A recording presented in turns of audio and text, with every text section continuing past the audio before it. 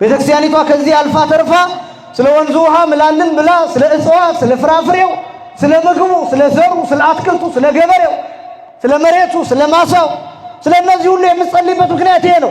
ሌላው ቀርቶ ስለ መሪዎቹ፣ ስለ መንግስታቱ፣ ስለ ሰራዊቱ፣ ስለ ወታደሩ ትጸልያለች። ለመሪው ጥበብን ግለጥለት ብላ ትጸልያለች። ለምን? ቤተክርስቲያን ካልጸለየች አስቸጋሪ ነው። ትረዳለች የዓለምን ሁኔታ ቤተክርስቲያን። ስለዚህ መስቀል ሲባል የጌታችን የመድኃኒታችን የኢየሱስ ክርስቶስን አጠቃላይ የማዳን ስራ። እንዲያውም መስቀል የሚባለው አሁንም ከሐሙስ ምሽት 3 ሰዓት ጀምሮ ያለው ብቻ አይደለም። ክርስቶስ የተንከራተተው መንከራተት ራሱ መስቀል ተብሎ ይጠራል። በደንብ ስሙኝ።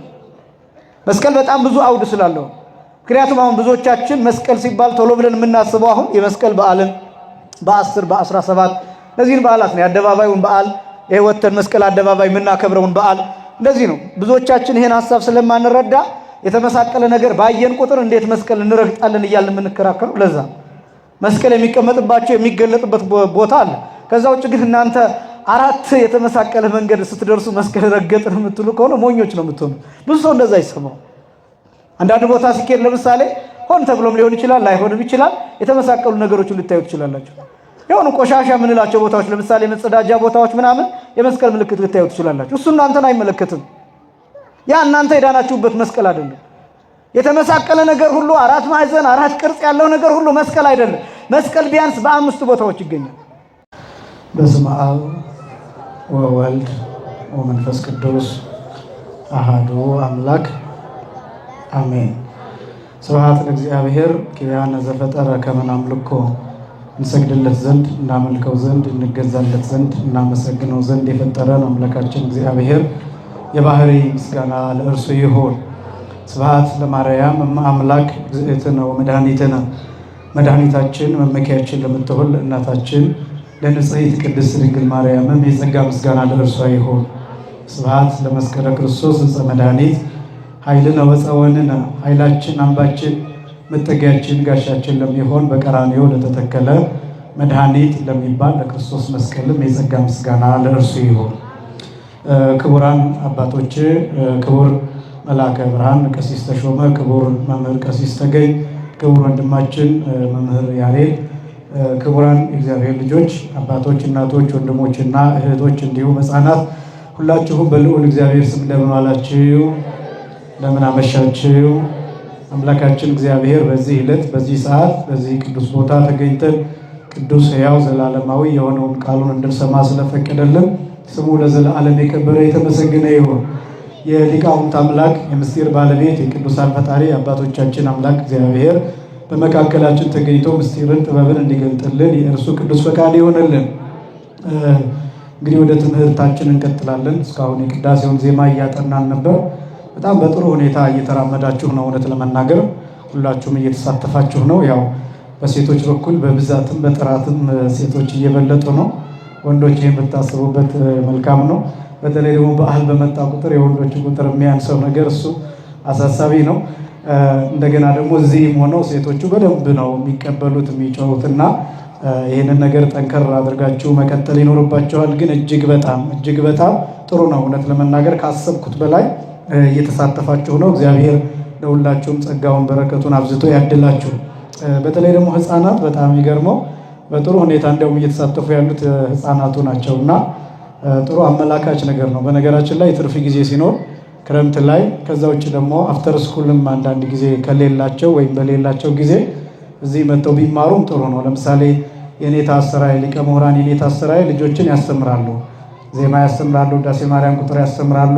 ሌሎችም አሉ እንደ ቀሲስ ግርማ እንደዚሁ ሕፃናትን ያስቆጥራሉ፣ ያስነብባሉ እና ከትምህርት በኋላ በማይጨነቁበት ሁኔታ በማይጨናነቁበት ሁኔታ ሕፃናቱም መማር ቢችሉ ጥሩ ነው እና በቀላሉ እየያዙ እየመሯችሁ እንደሆነ እያስተዋልኩኝ ነው እና ስለዚህ ይሄ መልእክት ነው እና ሕፃናቱም እንዲማሩ ብታደርጉ። ከዛ ውጭ ደግሞ ቤት ስትሆኑ ይህንን ድምፅ ከፍታችሁላቸው ቴሌግራም ግሩፕ ላይ የሚቀመጠውን ቮይስ ራሳቸው መመሪያ ላይ ሪከርድ አድርገው የሚልኩትን ቮይስ እሱንም ብታሰሟቸው እናንተም አብራችሁ ብታጠኑ ከልጆቻችሁ ጋራ በጣም ብዙ መልካም ነገር ይታያል ብዬ አስባለሁኝ። ስለዚህ ስለ ብርታታችሁ እግዚአብሔር አሁንም ከዚህ በላይ ኃይልና ጽናት ይስጥልን።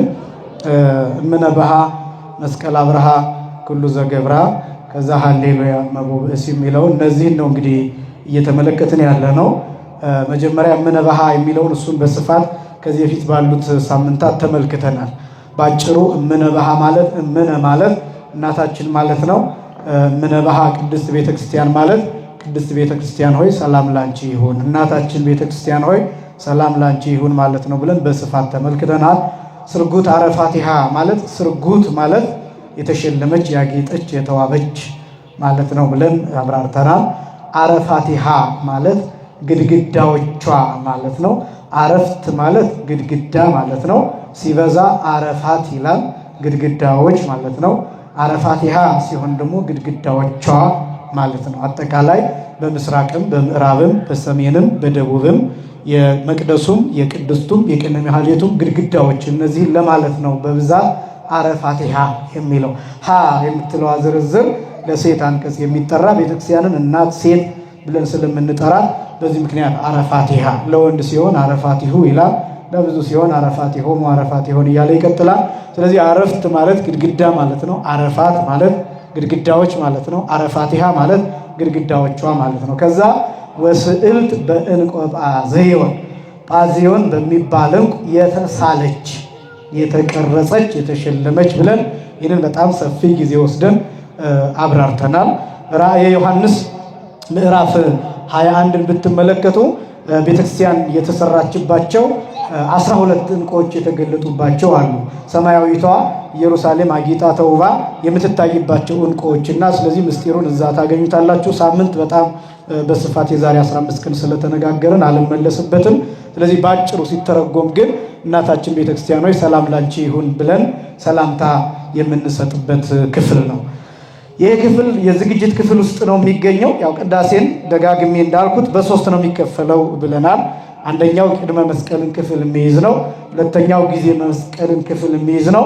ሶስተኛው ድህረ መስቀል ያለውን ክፍል የሚይዝ ነው ብለን አብራርተናል። ይሄ በጣም መረሳት የሌለበት መሰረታዊ ጉዳይ ነው። ከመስቀል በፊት፣ በመስቀል ጊዜ፣ ከመስቀል በኋላ። ከመስቀል በፊት ያለውን ክፍል የሚይዘው ዝግጅቱንና ይህን ዜማ ጨምሮ አሃዱ አብ ቅዱስ እስከሚለው ድረስ ያለው ከመስቀል በፊት ያለውን ክፍል ይይዛል ብለን ተነጋግረናል። በመስቀል ጊዜ ያለውን ጊዜ የሚይዘው ደግሞ አሃዱ አብ ቅዱስ ከሚለው ጀምሮ ድርገት እስከሚወርዱበት ዲያቆኑ ጸልዩ በእንቲአነ እስከሚልበት ስጋውን ደሙን ይዘው እስከሚወጡበት ቅጽበት ድረስ ያለው ሰዓት፣ እስከዛ ሰዓት ያለው ሰዓት ጊዜ መስቀል ወይም በመስቀል ጊዜ ያለውን ያሳያል ብለናል። ከዚያ በኋላ ከድርገት በኋላ ያለው ደግሞ ድህረ መስቀል፣ ከመስቀል በኋላ ያለውን ሞትን፣ ትንሣኤን፣ እርገትን እነዚህን አንድ ላይ የሚያሳይ መሆን ዳግም ምጽአትንም ጭምር የሚያሳይ ነው። ያው ወደፊት በዝርዝር እንመለከተዋለን። ስለዚህ ቅዳሴ በእነዚህ በሶስት መሰረታዊ ክፍሎች ይከፈላል ብለን አይተናል። አሁን ያለነው እስካሁን ዝግጅቱ ክፍል ላይ ነው። የዝግጅቱ ክፍል ላይ እነዚህ ምነበሃ፣ መስቀል አብርሃ፣ ኩሉ ዘገብራ፣ ሃሌሉያ፣ አንቲ ውእቱ እነዚህ ያሉት ወደ ቤተልሔም የሄዱት አራት ልዑካን አራት አገልጋዮች ከቤተልሔም ሲመለሱ ካለው ቅጽበት ጀምሮ ያሉ ምስጋናዎች ናቸው ብለን ለዚህ ነው እየተመለከትን ያለ ነው።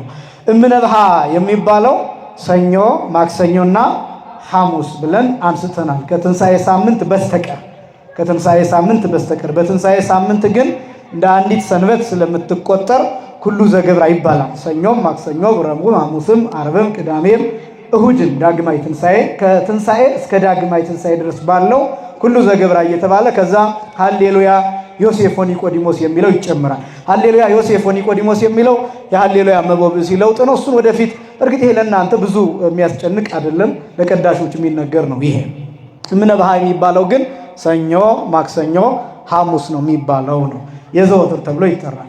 ከዛ አሁን ወደ ሁለተኛው እንመጣለን። መስቀል አብርሃ የሚለውን እንመለከታለን። እምነበሃ የሚለውን እስካሁን ስላየን ማለት ነው። መስቀል አብርሃ በከዋክብት አሰርገወ ሰማይ እምኩሉሰ ፀሐይ አርአይ ካለ በኋላ እንደገና መልሶ መስቀል አብርሃ በከዋክብት አሰርገወ ሰማይ ብለን እናቆማለን ማለት ነው። እና መስቀል አብርሃ ማለት መስቀል አበራ ማለት ነው። በከዋክብት አሰርገወ ሰማይ ማለት በከዋክብት ሰማይን አስጌጠ ማለት ነው። አስጌጠ ማለት ነው። እምኩሉሰ ፀሐይ አርአየ ከሁሉ ይልቅ ፀሐይን አሳየ ማለት ነው። ሶስት ናቸው። አረፍተ ነገሮቹ ሶስት ናቸው።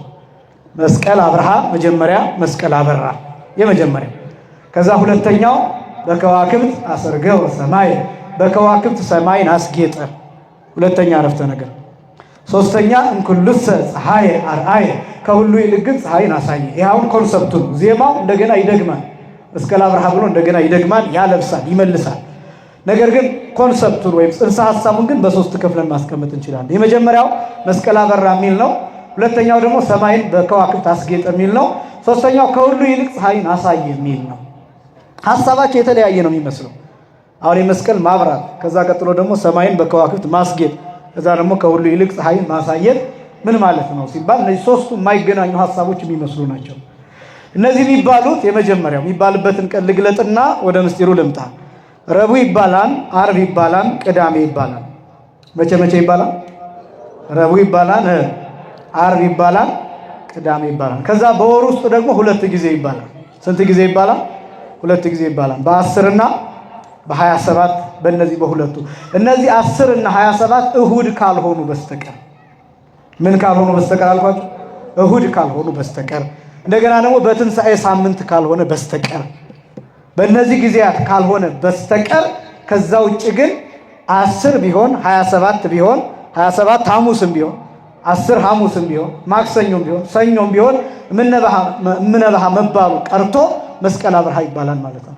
ለምንድን ነው ረቡዕ፣ ዓርብ፣ ቅዳሜ 10፣ 27 እነዚህ ተመርጠው መስቀል አብርሃ የሚባልባቸው ምክንያት ምንድን ነው ቢባል እነዚህ ቀኖች ቅንዋት ተብለው ይጠራሉ።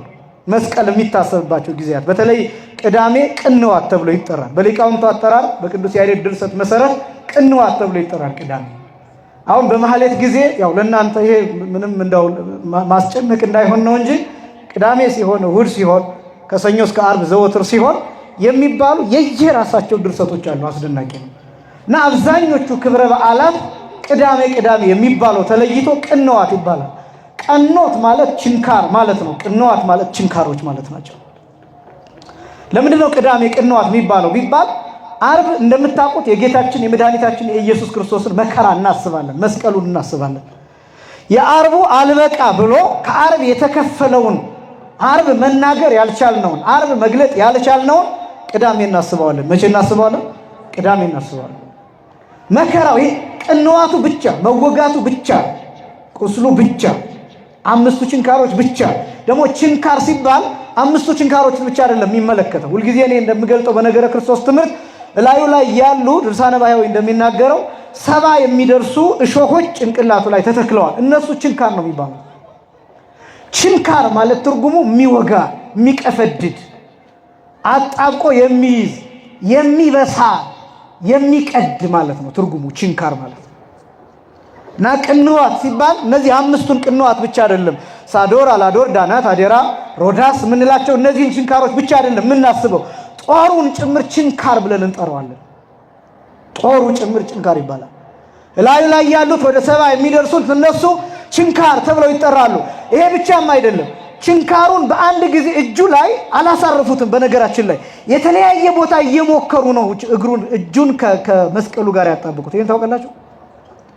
በአንድ ጊዜ አይደለም ችንካሩን ዝም ብሎ እዚህ ላይ የተከሉት፣ በአንድ ጊዜ አይደለም። እዚህ ጋር እየሞከሩ እምቢ ሲላቸው ከአጥንቱ ጋር ሲገናኝ፣ እዚህ ጋር ሲሞክሩት እምቢ ሲላቸው ከአጥንቱ ጋር ልምልም ስጋ በአጥንቱና በአጥንቱ መካከል አልፎ ከእንጨቱ ጋር የሚገናኝበትን ቀዳዳ ፈልገው ነው ችንካሩን የሚያስገቡት እንጂ በአንድ ጊዜ ቸንክረው አይደለም።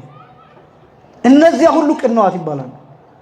ቀዳዳው እያንዳንዱ ሚስማር ያረፈበት የተሞከረበት ደም የፈሰሰበት ሹል ነገሮች ያረፉበት። ሁልጊዜ እገልጣለሁ፣ ጅራፉ ባዶውን አይደለም። የጅራፉ ጫፍ ላይ ሹል ነገሮች ታስረዋል። የጅራፉ ጫፍ ላይ የሚገረፍበት የጅራፍ ጫፍ ላይ እነዚህ ሹል ነገሮች ጀርባው ላይ ሲያርፉ እንዲህ እንደ ማረሻ ነው የሚያርሰው።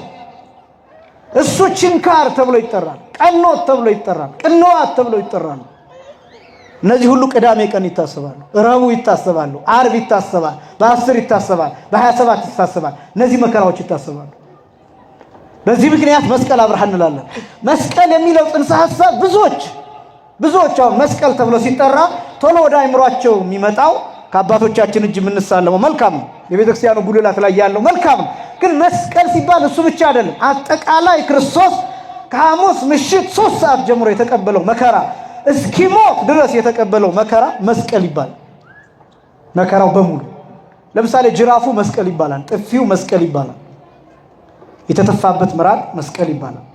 መስቀል ተሸክሞ መውደቁ፣ ልብ በሉ፣ መስቀል ተሸክሞ መውደቁ መስቀል ይባላል። መውደቁ መደፋቱ መስቀል ይባላል። የተሸከመው ብቻ አይደለም መስቀል የሚባለው፣ የተሰቀለበት ብቻ አይደለም መስቀል የሚባለው፣ ችንካሩ ራሱ መስቀል ይባላል፣ ቀዳዳው መስቀል ይባላል፣ ደሙ መስቀል ይባላል፣ መከራው አጠቃላይ መስቀል ይባላል። የመስቀል ጽንሰ ሐሳብ የተሰቀለበትን የተመሳቀለ 4 ማዕዘንን ነገር ብቻ የሚያሳይ አይደለም፣ መከራ ነው። መስቀል አጠቃላይ መከራ። ስለዚህ መስቀል ሲባል የጌታችን የመድኃኒታችን የኢየሱስ ክርስቶስን አጠቃላይ የማዳን ሥራ። እንዲያውም መስቀል የሚባለው አሁንም ከሐሙስ ምሽት 3 ሰዓት ጀምሮ ያለው ብቻ አይደለም። ክርስቶስ የተንከራተተው መንከራተት ራሱ መስቀል ተብሎ ይጠራል። በደንብ ስሙኝ። መስቀል በጣም ብዙ አውድ ስላለው፣ ምክንያቱም አሁን ብዙዎቻችን መስቀል ሲባል ቶሎ ብለን የምናስበው አሁን የመስቀል በዓልን በ10 በ17 እነዚህን በዓላት ነው። የአደባባዩን በዓል ወጥተን መስቀል አደባባይ የምናከብረውን በዓል እንደዚህ ነው። ብዙዎቻችን ይሄን ሐሳብ ስለማንረዳ የተመሳቀለ ነገር ባየን ቁጥር እንዴት መስቀል እንረግጣለን እያልን የምንከራከረው ለዛ። መስቀል የሚቀመጥባቸው የሚገለጥበት ቦታ አለ። ከዛ ውጭ ግን እናንተ 4 የተመሳቀለ መንገድ ስትደርሱ መስቀል ረገጥን የምትሉ ከሆነ ሞኞች ነው የምትሆኑ። ብዙ ሰው እንደዛ ይሰማው። አንዳንድ ቦታ ሲኬድ ለምሳሌ ሆን ተብሎም ሊሆን ይችላል፣ ላይሆንም ይችላል። የተመሳቀሉ ነገሮችን ልታዩ ትችላላችሁ። የሆኑ ቆሻሻ የምንላቸው ቦታዎች ለምሳሌ መጸዳጃ ቦታዎች ምናምን የመስቀል ምልክት ልታዩ ትችላላችሁ። እሱ እናንተን አይመለከትም። ያ እናንተ የዳናችሁበት መስቀል አይደለም። የተመሳቀለ ነገር ሁሉ 4 ማዕዘን 4 ቅርጽ ያለው ነገር ሁሉ መስቀል አይደለም። መስቀል ቢያንስ በ5 ቦታዎች ይገኛል። 3ኛ አባቶቻችን እጅግ ላይ ይገኛል። 4ኛ የኛ አንገት ላይ ይገኛል። 5ኛ ደግሞ ለቤተ ክርስቲያን ምልክቶች እንዲሆኑ የቃል ኪዳን ስፍራዎች እነዚያ ስፍራዎች ላይ ይገኛል። በቃ ከዚህ ውጭ ግን የእነንትና ጫማ ሶሉ መስቀል አለበት፣ የእነንትና ልብስ መስቀል አለበትና መስቀል እንዴት ዘቀዘቁት፣ መስቀል እንዴት አራከሱት የሚለው እናንተን አይመለከትም። ይሄን ግን አክብሩት። በቃ እነዚህ 5 ቦታዎች። ከዛ ቀጥሎስ መስቀል በልባችሁ ያለውን መስቀል እወቁት፣ እሱን አንግሱት፣ እሱን አክብሩት። በልባችን መስቀል ይኑር፣ በልባችን የመስቀል ሐሳብ ይኑር፣ በልባችን የመስቀል ክብር ይኑር፣ በልባችን የመስቀል ብርሃን ይብራ። ያ ነው ትርጉሙ እንጂ የተመሳቀለ ነገር ሰዎች እኛን ለማበሳጨት ባደረጉ ቁጥር በዛ መበሳጨት የለባችሁ። ብዙ ሰው ይንጫጫል። የሆነ ወንበር ላይ የሆነ ቦታ ላይ የመስቀል ምልክት ተደረገ ብሎ ሪ የሚል ሰው አለ። እሱ የኛ አይደለም፣ እኛን አይመለከትም። እኛ እጃችን ላይ መስቀል አለ። ሰዎች በፈለጉት መንገድ ሊያረክሱት ሊጠቀጥቁት ቢፈልጉ እንኳን መስቀል አይረገጥም። መስቀልን መርገጥ አይቻልም። መስቀልን ማዳፈን አይቻልም። ሰዎች እንደምታውቁት ለ285 ዓመታት ቆሻሻ ጥለውበታል መስቀሉ ላይ። ለ285 ዓመታት ኦልሞስት ለ300 ዓመታት 60 ሜትር ተቆፍሮ ተቀብሯል መስቀል በቀራንዮ በኢየሩሳሌም በስተምስራቅ በኩል። ጥራጊ ጥለውበታል። ተራራ እስኪያክል ድረስ ቆሻሻ ተጥለውበታል። እንዲዳፈን፣ እንዳይዘክር፣ እንዳይታወቅ፣ እንዲረሳ እንደዛ ተደርጓል። መስቀል ግን አልተዳፈነም። ጊዜው ሲደርስ ወጣ። ምክንያቱም እውነት ስለሆነ መስቀል። እውነትን ደግሞ ማንም መርገጥ አይችልም። እውነት ረቂቅ ነው። እውነት ምጡቅ ነው። እውነት ሰፊ ነው። ይህን ማወቅ አለባችሁ። መስቀል እውነት ነው። ፀሐይ የጨለመችበት እውነት፣ ጨረቃ ደም የሆነችበት እውነት፣ ይህን እውነት የተሸከመ ነው መስቀል። እኔ እውነተኛ ፀሐይ ነኝ፣ እውነተኛ ብርሃን ነኝ ብሎ የተናገረ ጌታ የተገለጠበት ነው መስቀል። እውነተኛውን ፀሐይ ክርስቶስን የተሸከመ ነው መስቀል። የእውነተኛው ፀሐይ የእውነተኛው ብርሃን ክርስቶስ ሰሌዳ የሆነ ነው መስቀል። ስለዚህ መስቀል እውነት ነው። ይህን በደንብ ማወቅ ያስፈልጋል። ስለዚህ ሰዎች ሊቀብሉት አይችሉም። ሰዎች ሊያዳፍኑት አይችሉም። እና አንዳንዶቻችን ስለ መስቀል ጽንሰ ሐሳብ ሲነሳ በቃ በሆኑ ቦታዎች አይተን እንዴት መስቀል እንደዚህ ተደረገ እንዲህ ሆነ ብለን ምን እናደድ ምን በሳጭ ሰዎች እንኖራለን። እና በደንብ ይህን መረዳት ያስፈልጋል። ስለዚህ መስቀል ሲባል አጠቃላይ የጌታችን የመድኃኒታችን የኢየሱስ ክርስቶስ መከራ የተገለጠበት ነው። ይሄ ብቻም አይደለም። መስቀል ብለን ስንጠራ ራሱን ቅዳሴውን መስቀል እንለዋለን። እስኪ በሉ ቅዳሴ በሉ። መስቀል ነው። ቅዳሴ ምንድን ነው? መስቀል ላይ የተፈጸመው እያንዳንዱ ነገር ቅዳሴ ላይ ይፈጸም። ለምሳሌ ክርስቶስ መስቀል ላይ 7 ጊዜ ጮኋል። ስንት ጊዜ ጮኋል? 7 ጊዜ ጮኋል። ክርስቶስ መስቀል ላይ የጮኻቸው 7 ጩኸቶች ቅዳሴ ላይ ይታሰባሉ። ይሄ አስደናቂ ነው። ይሄ አስደናቂ ነው።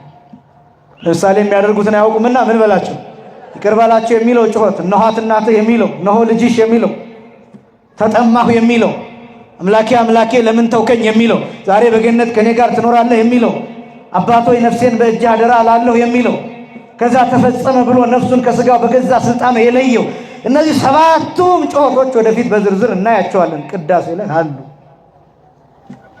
ምንም ነገር ቅዳሴ ላይ የሚፈጸመው ምንም ነገር ክርስቶስ በመስቀል ላይ ከፈጸመው ውጪ ሌላ ነገር አይደለም የሚፈጸመው።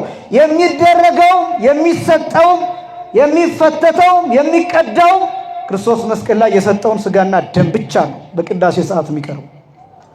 አገልግሎቱም የመስቀል አገልግሎት ነው። ሰዓቱም ተመሳሳይ ነው። የቅዳሴ ሰዓት በአማካይ የሚፈጀው ከነ ዝግጅቱ 3 ሰዓታትን ይፈጃል። 3 ሰዓታትን ይፈጃል። ክርስቶስ እንደሚታወቀው ዓርብ ዕለት በመስቀል ላይ 3 ሰዓት ቆይቷል። 6 ሰዓት፣ 7 ሰዓት፣ 8 ሰዓት ልክ 9 ሰዓት ሲሆን ሞቷል። ቅዳሴ ላይ እነዚህ 3 ሰዓታት አሉ። ቅዳሴ የማይቋረጥበት ምክንያት ሁልጊዜ እንደምለው ቅዳሴ የማይቋረጥበት ምክንያት ቀዳሹ የማይቋረጥበት ምክንያት አስቀዳሽ እንዳያቋርጥ የሚደረግበት ምክንያት ተቸንክረን ምን ቆይበት ነው። እነዚህን ቅንዋት እነዚህን ችንካሮች አስቀድሜ የገለጥኳቸው እነሱን የምናስብባቸው ናቸው ቅዳሴ። ስለዚህ የተለየ ነው ቅዳሴ ራሱ መስቀል ነው። ይሄ ብቻም አይደለም። በጣም ሰፋ ማድረግ ደግሞ ካስፈለገ የቤተክርስቲያን አገልግሎት አጠቃላይ መስቀል ነው። ማህሌት መስቀል ነው። ሰዓታት መስቀል ነው። ጸሎት ራሱ መስቀል ነው። ጸሎት በየቤታችን የምንጸልየው ጸሎት መስቀል ነው።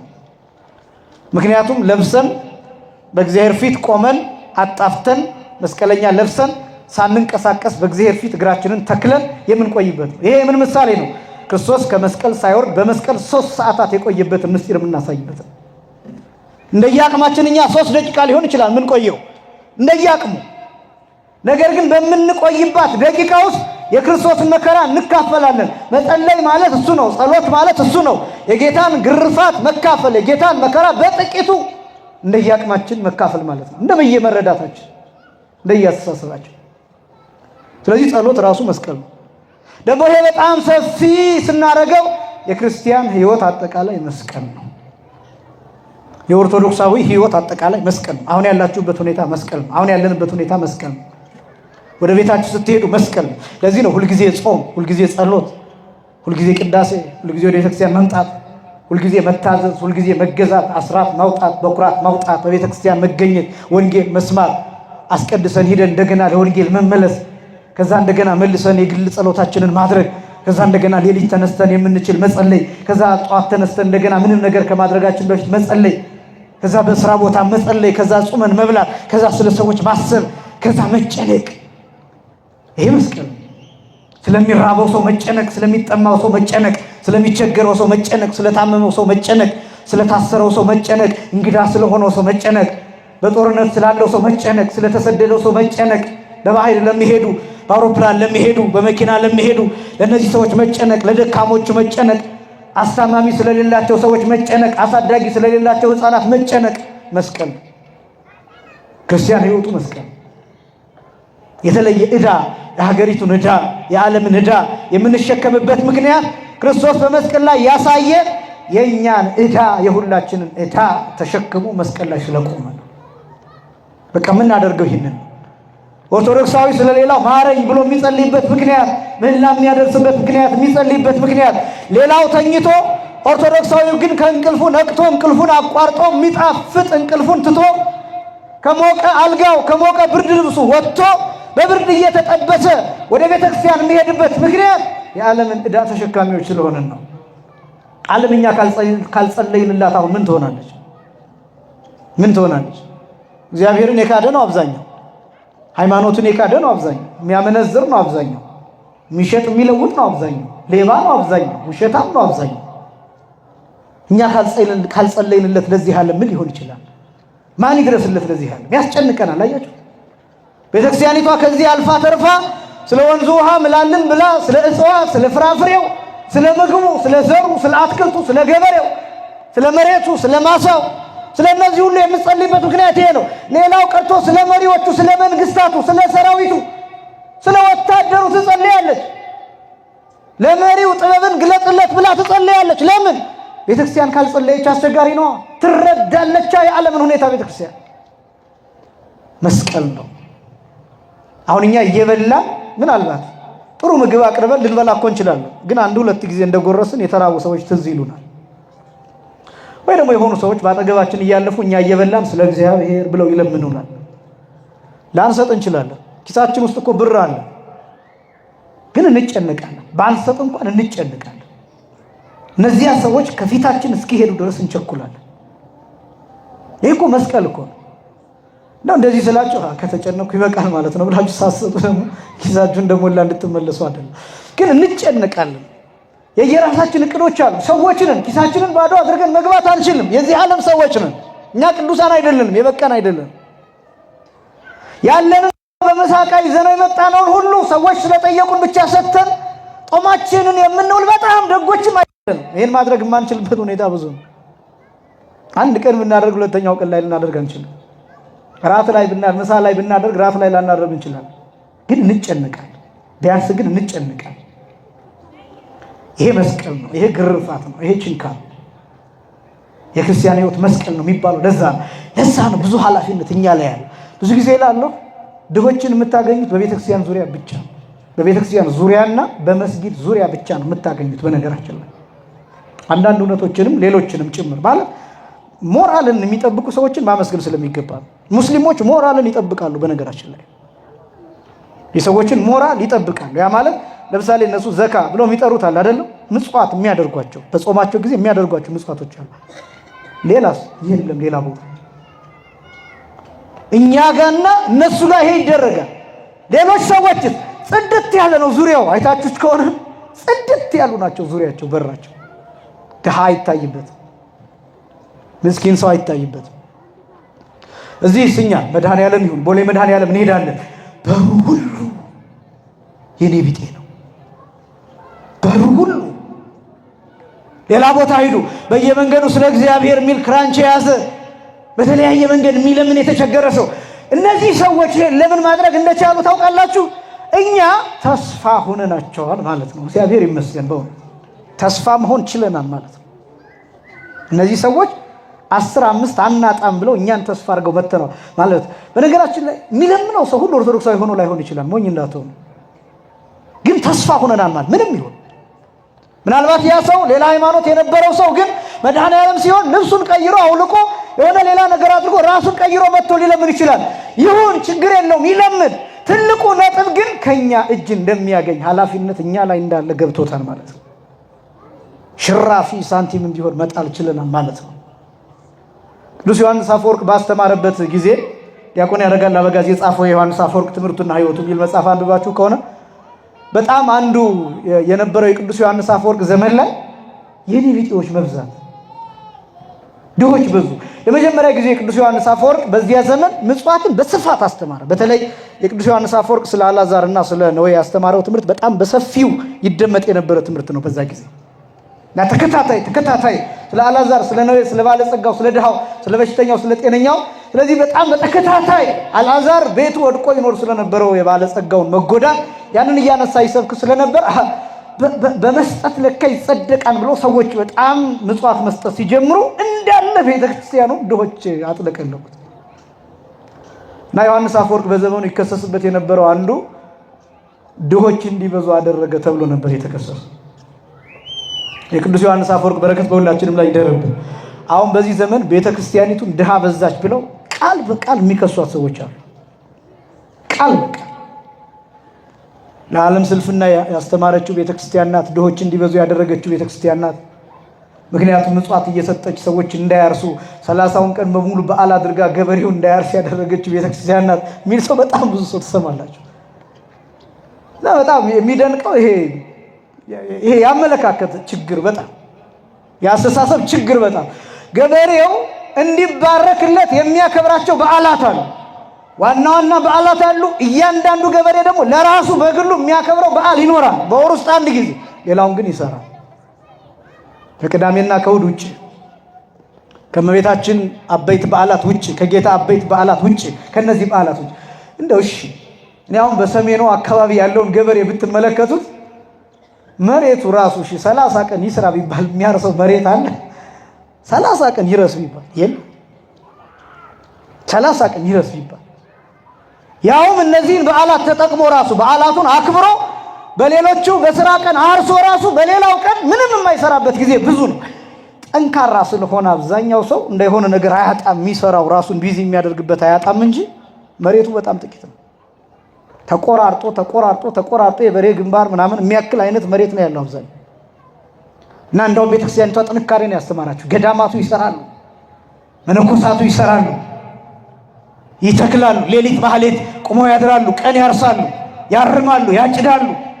እንደውም አንዳንዶቹ መናንያን ደግሞ የገበሬውን ሁሉ ይሰራሉ፣ ገበሬውን ያግዛሉ። በደቦ ሂደው በማህበር ሂደው እነዚህ አባቶች በረከት በእውነት በሁላችንም ላይ ይደርብን። ይህ መስቀል የክርስቲያን ሕይወት መስቀል አጠቃላይ ኃላፊነት ይሰማናል፣ ዕዳ ይሰማናል። በዚህ ምክንያት የሌሎቹን ኑሮ ለመሸከም ስቃይ የምናየው ለዛ ነው። እኛ ብር ይዘን አንድ ሰው ሲናገር ሰምታችሁት ከሆነ የኦርቶዶክሶች አሉ ብር ዘርዝረው ይሄዳሉ። ሰምታችሁት ይሆናል። ብር ዘርዝረው ይሄዱና በዙሪያቸው ላለ ድሃ ይሰጣሉ። ለምን ይልና ለመዳን ይላል። የኞቹ ሲላል ስለዳኑ ብር መዘርዘር አይጠበቅባቸውም። አሁን ለነዚህ ሰዎች ምን እያስተማራቸው እንደሆነ ተመልከቱ። በጣም የሆነ ቃል ተጠቅሜ ብነግራችሁ በጣም ደስ ይለኝ ነበር፣ ግን ከባድ ነው ቃሉን መጠቀም። እና ምን ማለት መሰላችሁ? በዚህ ምድር ላይ አሁን የሚጠላ ነገር ምንድን ነው ብላችሁ ብታስቡ ድሃ ነው። እውነቴን ነው የምላችሁ፣ ድሃ። በቃ ይሄን ቃል በቃል የሚጸየፉ እየተሳደቡ ያሉ ሰዎችን ትሰማላችሁ። ድሃ በምድር ላይ እንዲህ ነው፣ ድሃ በምድር ላይ ክፉ ነው፣ እንደ ድሃ ክፉ የለም ያሉ ስለ ድህነት የሚናገሩ ሰዎችን ትሰማላችሁ። ቤተክርስቲያኒቱስ ጌታስ ምን አለ? በመንፈስ ምኖች የሆኑ ድሆች የሆኑ ምንድን ናቸው? ወንጌል ለምኖች ነው የተሰበከችው? ለድሆች። ክርስቶስ የኖረው ከማን ጋር ነው? ከድሆች። ራሱ የኖረው ምን ሆኖ ነው? ድሃ። ድንግል ማርያም የኖረችው ምን ሆና ነው? ድሃ። ቅዱሳን የኖሩት ምን ሆነው? ድሃ። ቅዱስ ጳውሎስ ምን ሆኖ ነው የኖረው? ድሃ። ቅዱስ ጴጥሮስ ምን ሆኖ ነው የኖረው? ድሃ። ሐዋርያት በሙሉ ምኖች ናቸው?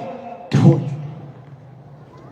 ቅዱስ ጳውሎስ የነገረን ይሄ ሁሉ አለን፣ ሁሉ የሌለን ሲሆን ሁሉ አለን፣ ምንም የሌለን ስንሆን አንዳች የሌለን ስንሆን ሁሉ አለን ብሎ ነው የተናገረው። አንዳች የሌለን ሲሆን እግዚአብሔርን ስጠን ብንለው በማንኛውም ጊዜ ሊሰጠን ስለሚችል ስለምንንቀውም ጭምር ይሄ ምድራዊ ግሳንግስ ስለምንንቀውም ጭምር። ይሄ ብቻም አይደለም፣ ማስመሰል ወይም አስመስለን ማግኘት ስለማንፈልግም ጭምር። እና ይህች ቤተክርስቲያን ግን መስቀል ስለሆነ ህይወቷ የድሆችን ድህነት የድሆችን ህይወት ጭምር ተሸክማ ትኖራለች። እናንተ እያካፈላችሁ ነው የምትበሉት፣ እያካፈላችሁ ነው ገንዘብ የምትይዙት፣ እየረዳችሁ ነው ገንዘብ የምትይዙት። በየአቅማችሁ ማድረግ ባትችሉ እንኳን ተጨንቃችሁ ግን ትኖራላችሁ። ተጨንቃችሁ ትኖራላችሁ። ተጨንቀን እንኖራለን። ይሄ መስቀል ነው። ስለዚህ መስቀል የሚለው ሐሳብ እነዚህን ሁሉ የያዘ ነው። የቤተክርስቲያን መስቀል ነው፣ ቅዳሴ መስቀል ነው፣ ወንጌል መስቀል ነው። የጌታችን የመድኃኒታችን የኢየሱስ ክርስቶስ አጠቃላይ የማዳን ጉዞ የ33 ዓመት ከ3 ወር ሂደት መስቀል። ነገር ግን አሁን መስቀል አብርሃ ብለን ቅዳሴ ስንገባ ረቡዕ፣ ዓርብ፣ ቅዳሜ ከዛ በየወሩ በ10 እና በ27 እሁድ ካልዋለ በስተቀር በእነዚህ መስቀል አብርሃ ብለን ወደ ቅዳሴው የምንገባበት ቅዳሴን የምናውጅበት ምክንያት ግን ዋናው ይዘት ቅዳሴ መስቀል ስለሆነ ነው። ቅዳሴ ምን ስለሆነ ነው? መስቀል ስለሆነ። ለምን? መስቀል ላይ የተሰጠው ሥጋ ቅዳሴ ላይ ይሰጣል። መስቀል ላይ የተሰጠው የጌታ ደም ቅዳሴ ላይ ይሰጣል፣ ይቀዳል። መስቀል ላይ የተፈጸመው የማዳን ሥራ በቅዳሴ ጊዜ ይሰጣል። ክርስቶስ መስቀል ላይ የሰጠን ያሳየን የቤዛነት ኃይል መስቀል ላይ ቅዳሴ ላይ ይሰጣል፣ ቅዳሴ ላይ ይታያል፣ ቅዳሴ ላይ ይገለጣል። በዚህ ምክንያት ራሱ ቅዳሴ መስቀል ይባላል። ሰዓቱ 3 ሰዓት ነው ብያቸዋለሁ። ክርስቶስ መስቀል ላይ 3 ሰዓታትን የቆየባቸው ጊዜያት ነው። ከዛስ መስቀል አበራ እንላለን። ለምንድን ነው መስቀል አበራ ብለን የምንጠራው? ለምንድን ይሄን አገላለጥ መጠቀም ያስፈልገው ለምንድን ነው ቢባል ስንዘምር ታስታውሱ እንደሆነ ቅዱስ ያሬድም እንደተናገረው መስቀል ብርሃን ለኩሉ ዓለም መሰረተ ቤተክርስቲያን እንላለን። መስቀል የቤተክርስቲያን ምንድን ነው? መሰረት ነው። ከዛስ መስቀል ለዓለም ሁሉ ምንድን ነው? ብርሃን ነው እንላለን። ስለዚህ መስቀል አበራ እንላለን። መስቀል አበራ ብለን የምንናገርበት ምክንያት መስቀል ላይ አስቀድሜ እንደገለጥኩት ፀሐየ ጽድቅ ክርስቶስ የተሰቀለበት ስለሆነ ዓለም በሙሉ ጨለማ ሲሆን ያን ጊዜ በመስቀሉ ያለው ብርሃን በእያንዳንዳችን ነፍስ ውስጥ አብርቷል። ክብርና ምስጋና ለአምላካችን ይሁን። በእያንዳንዳችን ነፍስ ውስጥ ስለዚህ መስቀል አበራ እንላለን። ያን ጊዜ ፀሐይ ጨልሟል፣ ጨረቃስ ምን ሆናለች? ደም ሆናለች፣ ከዋክብት ረግፈዋል። በነገራችን ላይ ይህ አገላለጽ አሁን ፀሐይ ለምን ጨለመ የሚል አገላለጥ ይሄን ፍቺ ብነግራችሁ ፀሐይ የጨለመበት ምክንያት ከፀሐይ አቅም በላይ የሆነ ብርሃን ምድር ላይ ስላለ። እርሱስ ማን ነው? ክርስቶስ ምን ላይ ተሰቅሏል? መስቀል ላይ። መስቀል በዛ ሰዓት ምን ሆኗል? የብርሃን ሰሌዳ ሆኗል። ፀሐይ ከባህሪው ብርሃን የሰናፍጭ ቅንጣት እንኳን የማትል እንደው ቁሳዊ በሆነ ነገር ብንገልጠው የሰናፍጭ ቅንጣት የማታክል ብርሃን ነው የተሳለበት። የኛ ሊቃውንት ሲናገሩ የስንዴ ቅንጣት የምታክል እንደው በቁሳዊ ሲገለጥ ነው። አሁን ብርሃን የስንዴ ቅንጣት፣ የሰናፍጭ ቅንጣት ምናምን ተብሎ እነዚህ ማተር በሚባሉ ነገሮች የሚገለጥ አይደለም። ብርሃን ግን በጣም ማነሱን ለመግለጥ ነው። የሰናፍጭ ቅንጣት ወይም የስንዴ ቅንጣት የምታክል ብርሃን ከባህሪው ወስዶ ከ1000 ከፈለው ይላል። ከስንት ሺህ ከፈለው? ከ1000 ከፈለው። ከባህሪው ብርሃን ወነሳ ብርሃነ ይላሉ 318ቱ ሊቃውንት ሲናገሩ ወነሳ ብርሃነ እንዘዚአሁ ብርሃን መጠነ ህጠተ ስርናይ ይላል። ከባህሪው ብርሃን የስንዴ ቅንጣት የምታክል ብርሃን ወስዶ 100ውን ለውሆች ሰጣቸው፣ 100ውን ለደመናት ሰጣቸው፣ 105ቱን ለጨረቃ ሰጣቸው። አጠቃላይ ስንት ይሆናል? 305 ይሆናል። 595ቱን ለፀሐይ 500 እና 300 ስንት ይሆናል? 800። ከዛ ደግሞ 5 እና 95 ስትጨምሩ ስንት ይሆናል? 100። ከዛ ስንት ሆነ? አጠቃላይ 900። 100 ለደመናት፣ 100 ለውሆች፣ 105ቱ ለጨረቃ፣ 100 ለቀላያ፣ 595ቱ ለፀሐይ። አጠቃላይ 1000 ብርሃናትን ከባህሪ ወስዶ ለነዚህ አካፍሏቸው። ለፀሐይ 595 ማለት በፐርሰንት ሲሰላ 59 ነጥብ ምናምን አካባቢ ይሆናል። 1000ን 100% አድርጋችሁ ከዛ 595 ስንት ይሆናል ብላችሁ ክሪስ ብታደርጉ ታገኙታላችሁ። 59.8.5 አካባቢ እንደዚህ አካባቢ ይመጣል። ወደ 60% ኦልሞስት አፕሮክሲሜትሊ ወደ 60% የሚሆነው ብርሃን ለፀሐይ ተሰጥቷል። ለምን ተሰጥቷል አልኳችሁ? ለፀሐይ ተሰጥቷል። 105 ለጨረቃ ተሰጥቷል፣ 595 ለፀሐይ፣ 100 ለከዋክብት፣ 100 ለደመናት፣ 100 ለውሆች፣ ለቀላያት ለነዚህ ተሰጥቷል። ከባህሪው ብርሃን የሰናፍጭ ቅንጣት የምታክል ክርስቶስ መጣ። የዚህ ብርሃን ፈጣሪ ነው። ራሱ ብርሃን ነው። እኔ የዓለም ብርሃን ነኝ ብሎ እንደተናገረ በመስቀል ተሰቀለ። ከዚያስ ፀሐይ ጨለመች። ለምን? የእሷ አምላክ ብርሃንን የሰጣት አምላክ መስቀል ላይ ተሰቅሏል። ብርሃኗ ተሸነፈ። ጨለማ ብቻ አይደለም ተሸንፏል። ጨለማ ብቻ አይደለም ተሸንፏል። ለምን? ከእሷ የሚበልጥ ብርሃን አለ። ይህን ብርሃን የተሸከመው ማን ነው? መስቀል። ስለዚህ መስቀል ምን አለ? አበራ። መስቀል ብርሃን ተብሎ የሚገለጥበት ምክንያት ይሄ ነው። የመጀመሪያው ይሄ በቀጥታ ሲገለጥ፣ ምክንያቱም ያኔ ክርስቶስ አካሉ ከመስቀል ጋር ከተገናኘበት ቅጽበት ጀምሮ ነፍሱ ከስጋው እስከምትለይበት ሰዓት ድረስ ዓለም በሙሉ ጨለማ ነበር። እንዲያውም ቅዱስ ሉቃስ የሚገልጠው ልንገራችሁ። የሉቃስ ወንጌል ምዕራፍ 23 ቁጥር 46 44 ጀምሮ ወቀቲሮ ጊዜ ስሱ ሰዓት ሞተ ፀሐይ ይላል። ቀትር ሲሆን 6 ሰዓት ላይ ፀሐይ ሞተ ይላል። ቀትር ሲሆን 6 ሰዓት ላይ ምን ሆነ? ፀሐይ ሞተ። ልብ በሉ። ቀትር ሲሆን 6 ሰዓት ላይ። ቀትር የሚለው በጣም ብዙ አገላለጣለሁ። 6 ሰዓት የሚለው ብዙ አገላለጣለሁ። ይሄ የፀሐይ 595 የሚባለው ስሌት አለው። ማዕረገ ፀሐይ ተብሎ የሚጠራ ፀሐይን ይላሉ የአቡሻር ሊቃውንት እንደ ወንፊት ናት፣ እንደ ብርሃን ወንፊት ናት እና የብርሃን ወንፊቶች ተብሎ የሚጠራሉ። አንዱ ወንፊት አንድ ማዕረገ ፀሐይ፣ አንድ የፀሐይ ደረጃ ተብሎ ይጠራል።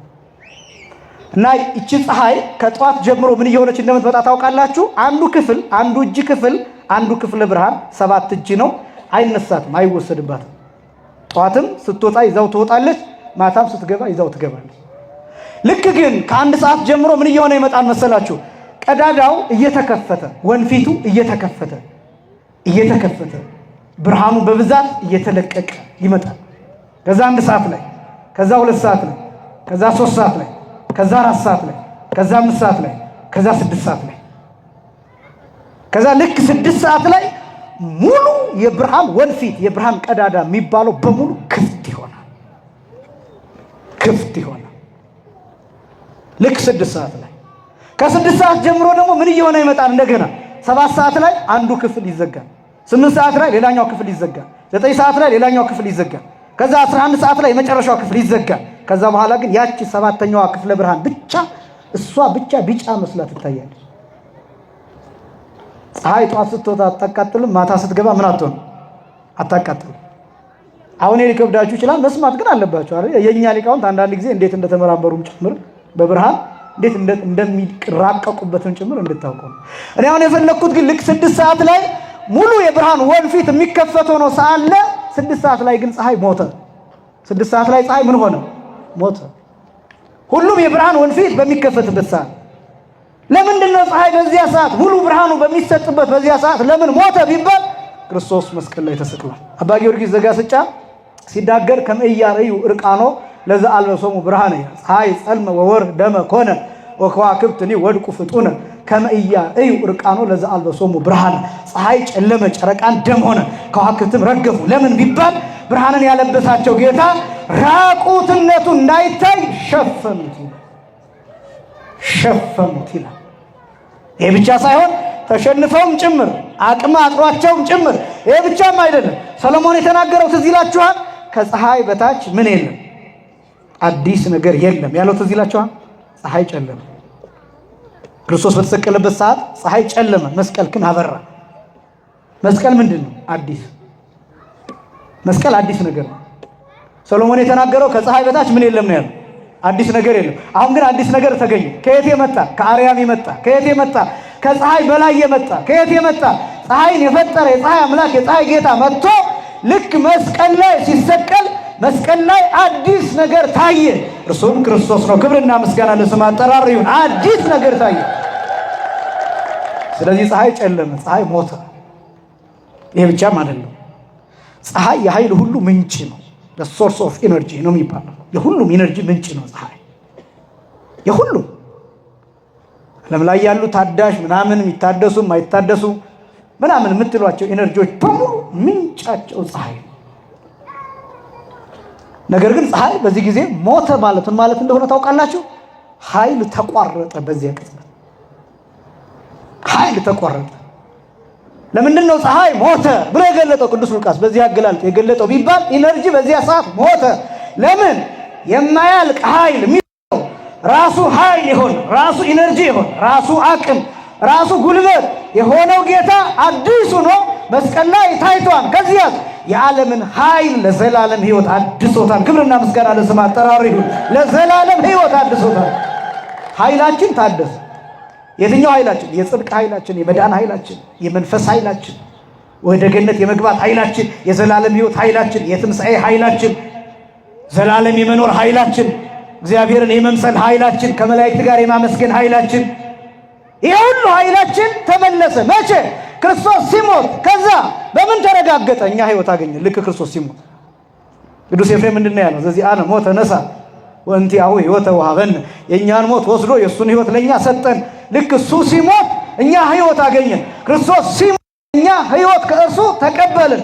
የእርሱ ሕይወት ወደ እኛ ተላለፈ። ከዛ ነው ኃያላን ይሁን። በቃ ኃይል ያገኘ ነው ከዛ በኋላ ነው። ግን ክርስቶስ ሲደክም ነው እኛ ኃይል ያገኘ ነው። ልክ ክርስቶስ ሲደክም እኛ ኃይል አገኘ። ሁልጊዜ እንደዛ ነው የሚሆነው። ከድካም ኃይል ይገኛል። እናቶቻችን ልክ ሲወልዱ በምጥ ይደክማል፣ ግን ሰው ይገኛል። ምን ይገኛል? ሰው ይገኛል። ከወለዱ በኋላ አቅማቸው መመለስ አለበት አይደለም? ይታረሳሉ። የሚመገቡት ነገር፣ ፈሳሽ ነገር፣ ሌሎች አቅማቸውን የሚተኩ ነገሮች ይደረጋሉ። እንክብካቤ ይደረግላቸዋል። ለምን? ሰው ወልደው። ግን ሙተው ነው የሚወሉት። ዝም ብሎ አይደለም ሰው የሚገኝ፣ ሙተው ነው የሚወሉት። በእርግዝናው ጊዜ ሞተው፣ በ9 ወሩ ጊዜ ሞተው፣ በጣም በብዙ ነገሮች ተጨንቀው እነሱ በራሳቸው ፈቃድ መንቀሳቀስ በማይችሉበት ሁኔታ፣ በራሳቸው አቅም በራሳቸው ጉልበት መንቀሳቀስ በማይችሉበት ሁኔታ ሆነው ተጨንቀው ለጽንሱ ተጠንቅቀው፣ ከዛ ደግሞ በምጥ ጊዜ ምናልባት አሁን ዘመናዊ ነገር ስለመጣ በቀዶ ጥገናም ቢሆን በማደንዘዣ ሞተው ሰው ይገኛል። ምን ይገኛል? ሰው ይገኛል። ጌታ ራሱ ምሳሌ አድርጎ ጠቅሶታል። በዮሐንስ ወንጌል ላይ ሴት በምጧ ጊዜ ትጨነቃለች ይላል። አብዝታ ትጨነቃለች፣ ታዝናለች፣ ትተክዛለች ምጧ ሲደርስ ገና። ከዛ ግን ልክ ከወለደች በኋላ ይትዘከሩ ለሕማማ ይላል። ምጡን ትረሳውና ልጇን ማየት ትጀምራለች ይልና ምክንያቱም ሳስቀምጥ ጌታ ሰው ወልዳለችና ይላል። ምን ወልዳለችና? ትልቁ ትርጉም እሱ ስለሆነ ኃይል ማለት እሱ ክርስቶስ መስቀል ላይ ሞተ፣ አማጠ፣ ጓጎረ፣ ቃተተ። ምጥ ማለት እሱ ጓጎረ ምን ሊሆን እየደቀቀ ምን ሊሆን እየቃተተ ምን ሊሆን ተቸንክሮ ምን ሊሆን ቢባል እኛን ሊወልድ ልክ ለንጊኖስ መጥቶ ጎኑን በጦር ሲወጋው ከዚያ ጉድጓድ እኛ እንወለዳለን። ሕይወት ይዘን የዘላለም ሕይወት ይዘን መዳንን ይዘን ይሄን ይዘን ይሄ ነው መስቀል አበራ ማለት ይሄ ነው የመጀመሪያው። ከዛ ደግሞ በጣም አስደናቂው ቅዱስ ያሬድ ያነጻጽራል። በነገራችን ላይ የቅዱስ ያሬድ ድርሰት ነው ብያቸዋለሁ። ምነበሃ መስቀል አብርሃም ሁሉ ዘገብራ መስቀል አብርሃ መስቀል አበራ ካለ በኋላ በከዋክብት አሰርገወ ሰማየ ይላል። በከዋክብት ሰማይን አስጌጠ ይላል። በከዋክብት ሰማይን አስጌጠ። በምን ሰማይን አስጌጠ? በከዋክብት ሰማይን አስጌጠ ይልና ከዛ እምኩሉሰ ፀሐየ አርአየ ከሁሉ ይልቅ ፀሐይን አሳየ። ከሁሉ ይልቅ ምንን አሳየ? ቅድም የነገርኳችሁ 595 እጅ ለፀሐይ ሰጥቷታን ብያቸዋለሁ። ከሁሉ ይልቅ ከከዋክብት ይልቅ ከውኆች ይልቅ ከደመናት ይልቅ ከነዚህ ይልቅ ፀሐይን አብልጦ በብርሃን አከበራል። ብርሃን የፀሐይ ሰሌዳ የተሰራው ከእሳትና ከነፋስ የተሰራ ከእሳትና ከነፋስ የተሰራ። በነገራችን ላይ ቅርጹ የፀሐይና የጨረቃ ቅርጽ የተሰራው በሰው ቅርጽ ነው፣ በሰው መልክ ነው ይላል ሄኖክ ሲናገር። በጣም አስደናቂ ነገሮች አሉበት። በዚህ ሰሌዳ ላይ ብርሃንን ሳለበት። ይሄ ብርሃን እዚህ ላይ የተሳለው ብርሃን ከሁሉ ይልቅ በልጦ የሚታይ ነው። ከሁሉ ይልቅ ፀሐይን አሳየ። ግንስ መስቀል አበራ። ምን አበራ? መስቀል አበራ። ቅዱስ ያሬድ እያነጻጸረ ያለው መስቀልን፣ ከዋክብትን፣ ፀሐይ እደግመዋለሁ ልጠይቃችሁ። ቅዱስ ያሬድ እያነጻጸረ ያለው በዚህ ድርሰቱ መስቀልን፣ ከዋክብትን፣ ፀሐይ መስቀልን ምን አልኳችሁ? መስቀልን ከዛ ከዋክብትን ከዛ ፀሐይ ሶስቱ። ከመስቀል ከከዋክብት ከፀሐይ ብርሃኑ የማን ይበልጣል? የማን ይበልጣል? የመስቀል ይበልጣል። ነጥቡ እሱ። አሁን እንዴት ሆኖ ቢባል ፀሐይ የምታበራው በግዙፍ ብቻ ነው። ለምሳሌ ፀሐይ ግድግዳ አልፋ ማብራት አትችልም። የውጭው ወገግታ ውስጥ ሊያሳይ ይችላል፣ ግን የፀሐይ ብርሃን ማለፍ የማይችላቸው ነገሮች አሉ። መስቀልስ በልብ ውስጥ ያበራል። መስቀል ነፍስ ውስጥ ያበራል። መስቀል መንፈስ ውስጥ ያበራል። እኔ ግሸን ደብረ ከርቤ የሰማሁት ታሪክ አለ። እንደምታውቁት መስቀሉ ያለው ግሸን ደብረ ከርቤ ነው እና ግሸን ሄዳችሁ አይታችሁት የምታውቁ ከሆነ ከፍ ያለ ነው። ልክ እንደዚህ አይነት ነው፣ ኮረብታ ነው። ይሄን አትሮንስ ነው የሚመስለው። በዚህ ቅርጽ ነው፣ 4 ማዕዘን ነው፣ መስቀለኛ ቅርጽ ያለው። ውስጡ ክፍት ነው። ውስጡ ክፍት ነው።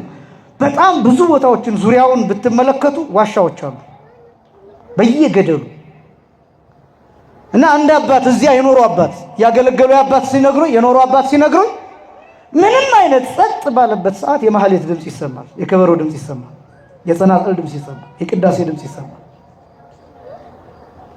እና ይሄን ብዙ አባቶች የሚሰወሩም አባቶች አሉ፣ የት እንደመጡ የማይታወቁ ግን መጥተው ግሸን ሆነው ከተወሰኑ ሰዓት በኋላ ግሸን ቆይተው የሚሰወሩ አባቶች አሉ።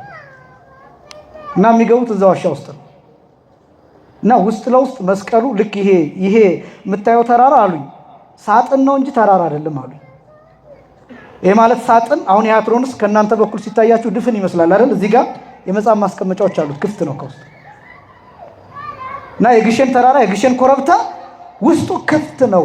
ያ ክፍት የሆነው ቦታ ግን በጣም ብዙ አዝመ ቅዱሳን አለ፣ በጣም ብዙ የተሰወሩ ቅዱሳን አሉ። እዚህ ያሉት ሰዎች የሚኖሩት በመስቀሉ ብርሃን ነው ብለው ነገሩኝ። ክብርና ምስጋና በእውነት ለአምላካችን በመስቀሉ ብርሃን። ምክንያቱም ያ መስቀል እዚያ የጌታ ደም ጠብ ያለበት የጌታ ደም የፈሰሰበት መስቀል እዚያ አለ።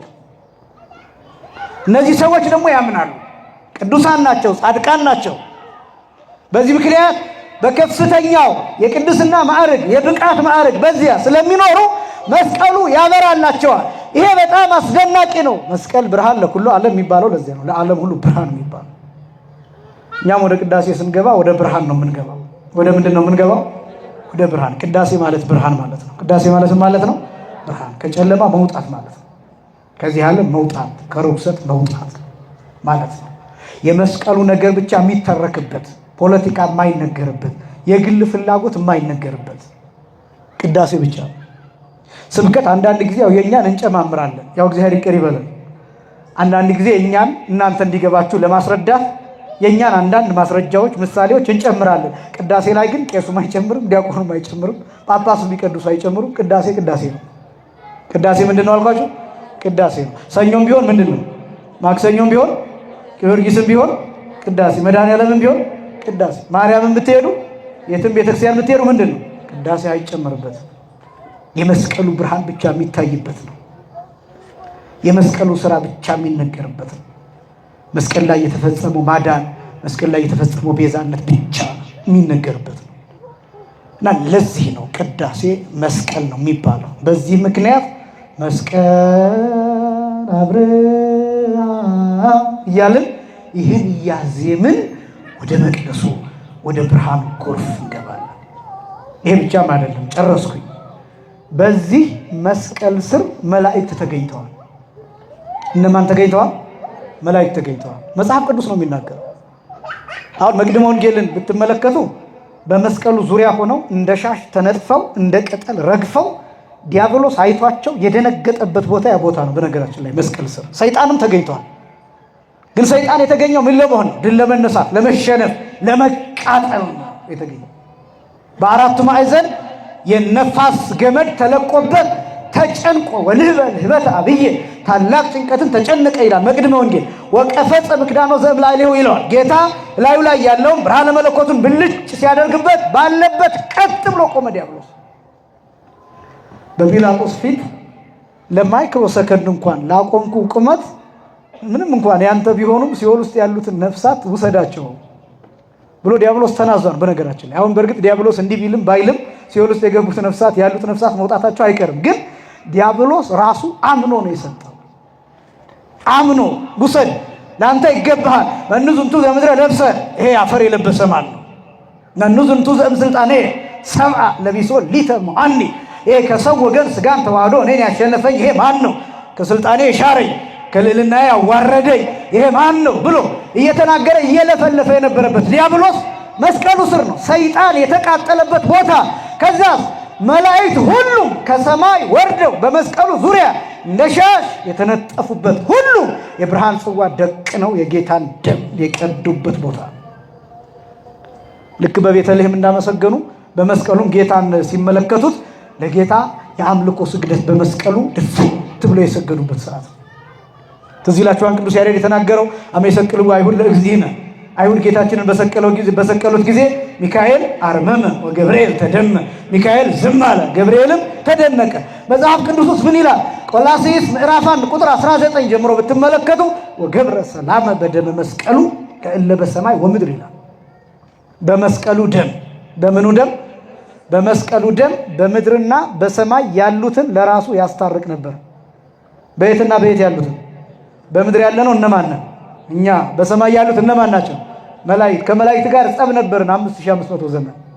ከዛስ በኋላ ክርስቶስ መስቀል ላይ ያስታረቀን። ከዛስ መላእክት የጌታን ደም በጽዋ ይዘው ማሉ፣ እኛን ሊጠብቁ ማሉ።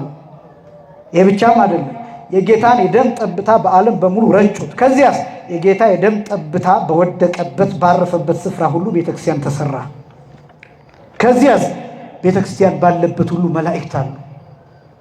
የጌታ የደም ጠብታ ባለበት ሁሉ።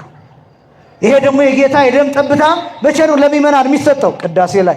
ስለዚህ መላእክት በቅዳሴ ጊዜ ምን ይሆናሉ? ይገኛሉ። ክንፋቸውን አንጥፈው ጎዝጉዘው የእኛን ምስጋና አብረው ያመሰግናሉ። በቅዳሴ ጊዜ የምናመሰግነው ምስጋና የሰማይ ምስጋና ነው። ቅዱስ ቅዱስ ቅዱስ የሚለው ምስጋና፣ እነ ቅዱስ ሚካኤል የሚያውቁት ምስጋና፣ እነ ቅዱስ ገብርኤል ዕለት ዕለት የሚያመሰግኑት ምስጋና፣ ይህ ምስጋና ነው የምናመሰግንበት። ስለዚህ ቅዳሴ መስቀል ነው። ቅዳሴ ምንድን ነው? መስቀል ነው። በመስቀል ደግሞ ያልተገኘ የለም። መላእክት ብቻ አይደሉም፣ በመስቀል ነቢያትም ተገኝተዋል። እነማን ተገኝተዋል?